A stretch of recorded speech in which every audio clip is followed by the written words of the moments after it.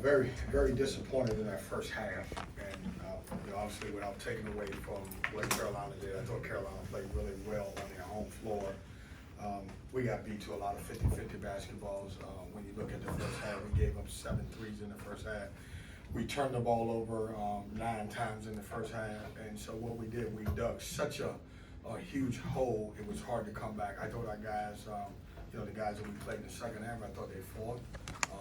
Obviously, but when you give up 54 points and you dig yourself in such a big hole, it's really hard to come back, especially on somebody's floor. Got to build on it. You can't, it's hard to win a game when a team plays so well in the first half, and then we're battling back. And obviously, I thought our guys, if you want to look at some bright spots, I thought Paul McNeil came in and played well. I thought both Jaden and Dontrez did a great job. We scored 47 points in the second half and fought, but we were so deeply behind that it took a long time to even try to get back in it. So, questions? It did seem like there was a lot of good shots that were, good looks.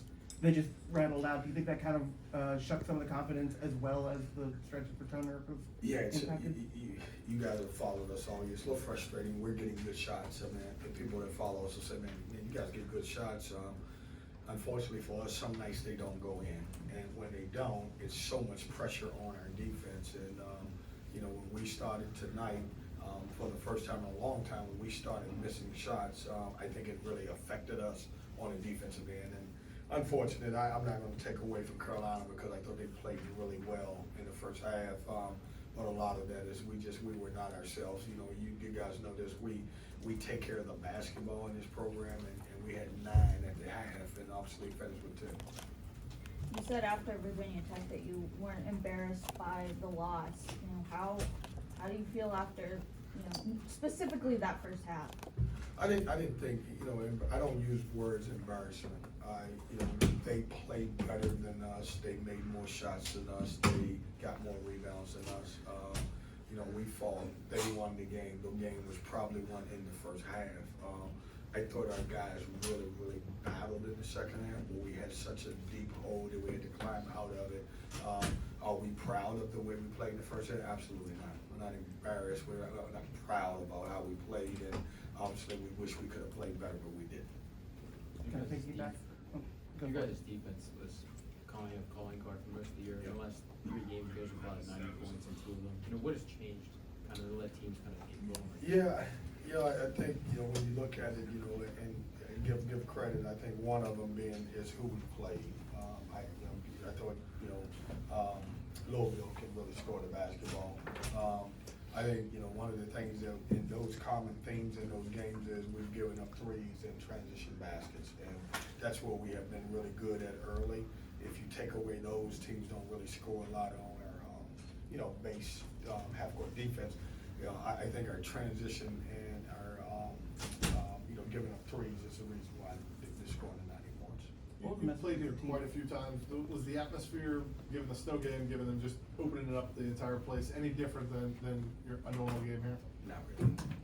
I just think they play well. Atmospheres is only as good as a team plays, and I think when they played well, obviously it was, obviously everybody got involved. But it's hard for me to say the atmosphere is better when the top bowl, because of weather wasn't field. But I think the energy in the building was good because of the way they played in the first half. Troy said this might be, the worst that the guys have felt after a loss this season. As the leader of this program, how are you gonna get them back on track? I'm glad they feel that way, because I do. I mean, that's, this is, in our program, we have shared responsibility. It's not, you're never going to see me walk into a press conference and blame it on the players. If anything, I'll take the blame myself. But I'm glad that they feel that way, because obviously then that means we got to go back to work and figure it out. Obviously, when you look at it, we got 5 regular season games, and you have to take one at a time, and obviously Saturday. But, I don't want guys to, after a game, feel great, even if it's a 2-point game. It's some things that we can do better, the things we're going to get better, and we'll get better. We'll work on it. What do you think has been the biggest disconnect for you guys this year, and does that come from NIL funding?